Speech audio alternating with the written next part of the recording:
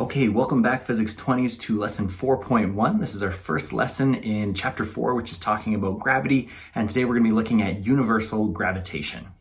Okay, so if I take a tennis ball and I'm going to drop it, what's going to happen? Well, it's a very easy experiment. I just hold it and I let go and it falls. And you probably already knew that was going to happen. You've probably noticed that things fall toward the ground since you were learning how the universe works as a little kid. But if you ever questioned really why things fall to the ground? You're probably thinking, yeah, it's gravity. There's this force that pulls all masses towards the ground, which is called the force of gravity, which is excellent to know and good that you've applied that in previous questions of the course.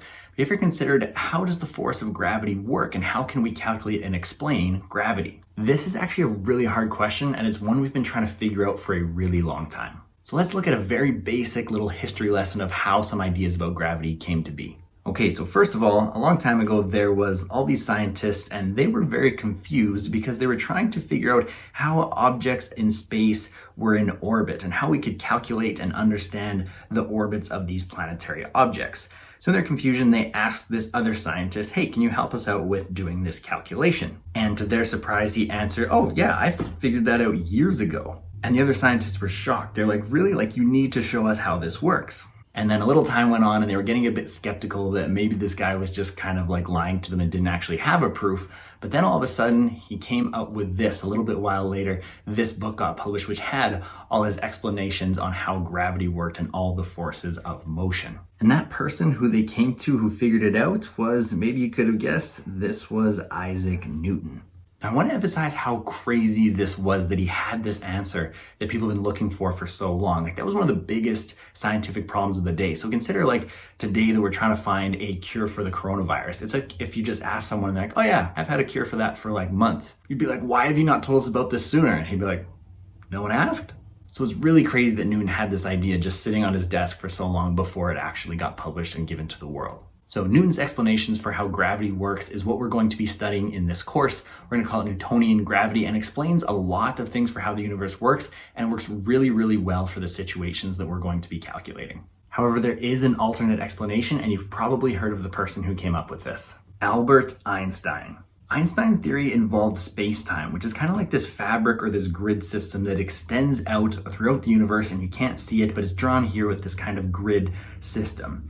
And his idea with that is that a mass is going to cause space-time to curve. And so if a mass curves space-time, it's going to make things that would normally travel in a straight line be bent, and their direction would be affected by these masses. This actually explains the universe really, really well. And in some situations, it explains it better than Newtonian gravity. But we're not going to be focusing on that because it is a more difficult to understand, like much more difficult to understand and wrap your head around. Doesn't mean it's not true, it's just not really the level that we're at yet in your physics career. So we are going to focus on Newtonian explanation of gravity. However, if you're interested, I would recommend going and looking at some of this stuff, as it can be really interesting to think about. But again, in this course, we're going to be looking at Newtonian gravity. Okay, so Newtonian gravity, it's kind of famously thought of like he looked at things falling like an apple from a tree and then figured out gravity. It didn't quite work like that, but basically what this meant was that when he saw things falling towards the ground, like for example, an apple from a tree, he looked at the forces that is causing this to move down. We know it accelerates, and he said F is equal to ma, so there must be a force causing this to accelerate. And then looking up, he said, what if that force pulling the apple towards the ground is the same force that keeps the moon spinning around the earth? So a force pulling it in all directions as it goes towards the earth. So what if these are the same force, and those are both the force of gravity?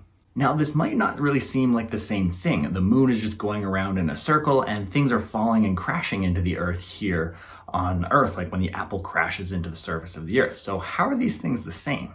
Well, this diagram, besides the little tree with the apple there, is actually from Newton's drawings. And it's of a thought experiment where if this is a really tall mountain on the Earth, and we have a cannon at the top that is going to be shooting a cannonball. So what it said is if we shoot the cannonball at a low speed, it is going to travel a certain distance and then crash into the ground right there. If we were to send it at a higher speed, it would travel a little bit further and crash into the ground there. If we went even faster, it would travel along this line. It might go a quarter of the way around the Earth. Now, this would be a really, really, really fast cannonball, but in theory, it would keep going further and further. So maybe it goes a quarter of the way around the Earth and then hits the ground. If you went even faster, it might travel along this line, travel halfway around the Earth, and then crash into the ground on the other side of the pole. And if you could get the optimal speed, you could shoot this cannonball and it would travel around and would keep going, but it would never actually hit the ground. That is what an orbit is. It's when an object is in constant free fall based off of this force of gravity that is pulling the mass towards the center of the Earth, but because of its horizontal trajectory, it never actually crashes into the Earth. So in this way, it's the same as that force that pulls the apple towards the ground is the same force which we see by all of these yellow arrows that are trying to pull that cannonball towards the center, but it's going so fast that it never actually hits. So that's what an orbit is, and it's both caused by gravity, the apple and the orbit. So now when we move to kind of explaining and calculating these things, this is kind of what it looked like. Whenever we have a mass, there's an attractive force towards the center of this mass that pulls any other mass towards it. These yellow lines, very similar to the ones we saw on the last diagram. Now, if I take a test other mass, so it could be an apple or any other object, and I put it right there, and I'm going to drop it, it's going to accelerate towards the center due to that attractive force with those yellow arrows. Now, we notice that if we pull it up right here and it starts closer to the mass, its acceleration towards the mass is going to be higher. So objects that are closer are going to accelerate more. And so I'm going to draw these circles around it saying anything at that height is all going to accelerate at the same value because it's the same distance from that mass. And anything at this height is going to accelerate at the same level, but it's going to accelerate less because it's further away from the center of that mass. And so now what this drawing represents is it represents a gravitational field. You may be familiar with the word field from something like a magnetic field like this around a bar magnet, where these arrows are showing where a test north object would go. Here we're talking about a test mass for gravity, but if we put a test north magnet right here, it would follow this line and get repelled away. If I put it kind of on the side, it would repel in a curve. If I put it over here, north would attract to south and would follow that line. So that's how these field lines work, and that's basically what we're showing here with the yellow arrows. So these fields aren't something you can touch and grab and things like that, but this is area of space that is going to affect a test mass in this direction that the arrow is indicating. And so to calculate the acceleration in this field of a test mass is this formula that Newton came up with. It is G, which stands for gravitational field strength, is that lowercase g, and this is measuring the acceleration, so this is in meters per second squared. G, or capital G, this is a constant, and so it's just a number that basically goes into our equation to make it so everything actually matches what we see in real life, and its number is 6.67 times 10 to the negative 11, and that never changes. That's the number for G. MS is this mass, and the reason I put S is because that's the source of the gravitational field. That's what is creating that gravitational field, so that's what the S is for. So I'm going to put mass source, and that is measured in kilograms. And then this R here, this is talking about how far away we are from the center. So if I was measuring to this red circle that is going around here to the center of this mass, that is the radius that we're looking for dropping the first test mass. The second one was from here to here, and these are again measures of our radius. As we can see, it continues in a circle all the way around the outside, because as long as we are that distance away from the center, then they should all accelerate at the same amount. So that's why we call it radius, because it extends out in a circle, and it's important to square that number, and this will be measured in meters. Okay, so important that we have those units, and also just important to remember that this G, gravitational field strength, is a measurement of acceleration. I think that often gets forgotten. So that is measuring the acceleration of those test masses. Now, another thing that's important to look at is what that R value represents. And it means radius from the center of mass. And on your formula sheet, which looks like this, if we go to the back page, there's all this information here, and it says equatorial radius and orbital radius. And it's really important that we don't get those confused. It also has all the masses listed there, so we can use those values.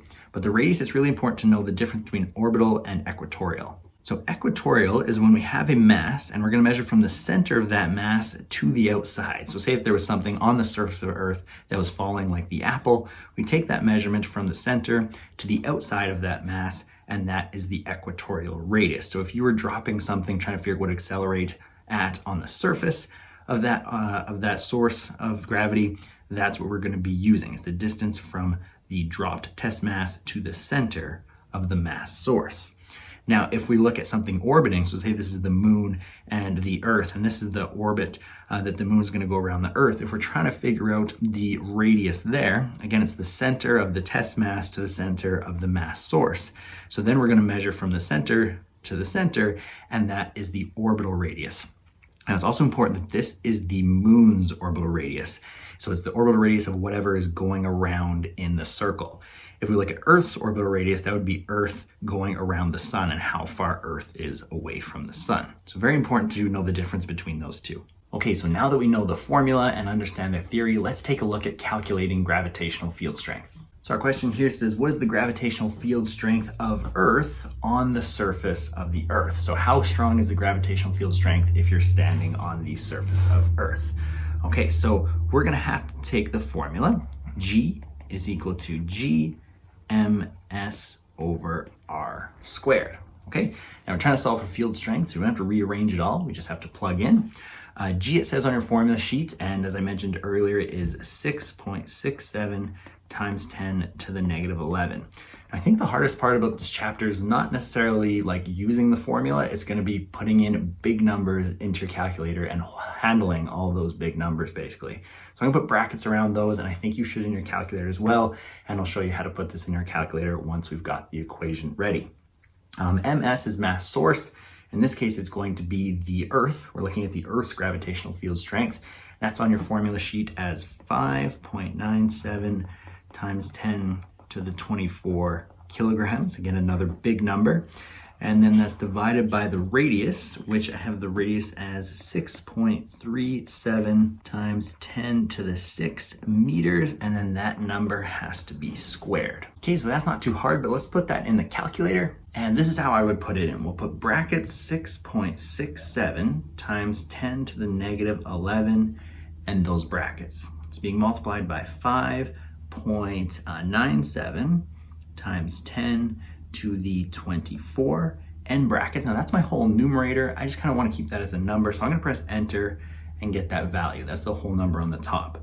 Now I'm going to divide by the number on the bottom. I'm going to put brackets, and that was 6.37 times 10 to the 6. I close the bracket, and now I need to square that number like this. And then I hit equals, and I get my number of 9.813. So with 3 significant digits, I write 9.81, and this is a measurement of acceleration. So it's 9.81 meters per second squared, which might be familiar. This is what we expect things on the surface Earth to accelerate at. So hopefully this is kind of an expected answer, but also shows how this formula does seem to work for what we see in real life. So the next one is, what is the gravitational field strength of the Earth at the distance of the moon? So say that the moon wasn't there and a person was all the way, like far away from Earth at the distance of the moon, and they start falling towards Earth. How fast are they going to be accelerating? So we use the same formula. G is equal to G ms over r squared. And we have the moon and the Earth, but this is going to be looking at the Earth's gravitational field. So we're going to use Earth as the mass source. Again, we could have a person there, the moon there, an apple there, anything there. We want to figure out the gravitational field strength of the Earth at that position. So that's why we're using the Earth's mass. So for G is 6.67 times 10 to the negative 11. Mass of Earth is still 5.97 times 10 to the 24 kilograms. And now the radius is going to be the orbital radius of the moon. So we're not looking at the equatorial radius of Earth anymore. We're looking at how far the center of the moon is from the center of the Earth. And that's the moon's orbital radius. So we look on the data sheet, and that is 3.85 times 10 to the 8 meters. Okay, and that number again needs to be squared. Let's go to the calculator and put that in as bracket 6.67 times 10 to the negative 11, and our brackets, new brackets for 5.97, 97 times 10 to the 24, and our brackets, I'm going to get that number for my numerator and divide by, it was 3.85 times 10 to the 8 meters, and I'm going to square that number, and I get a much smaller number of 0.00286 or 268. So 0.002686. It looks like I have 3 digits from the numbers that I was able to put in. So I'm going to round this with scientific notation. So I'm going to put the decimal there and write 2.69 times 10 to the negative 3 meters per second squared. Now that's a very small acceleration, because if you think of it, if you're going to drop an apple from all the way out there, it's going to very slowly start falling towards the earth because it's so much further away from the earth and the gravitational field strength is much weaker out there. And you say, well, it still is enough to pull the moon and keep it in orbit around the earth. That kind of maybe has to do a little bit more, is more better explained by the force of gravity that can occur between the moon and the earth. And that's what we're going to be looking at in next lesson, just looking at acceleration and field strength here. Next lesson, we'll look at force. Okay, so I hope that made sense for you. There's quite a bit of theory and just big numbers to handle in this lesson. So make sure you give the practice questions a try, and I will see you in the next video.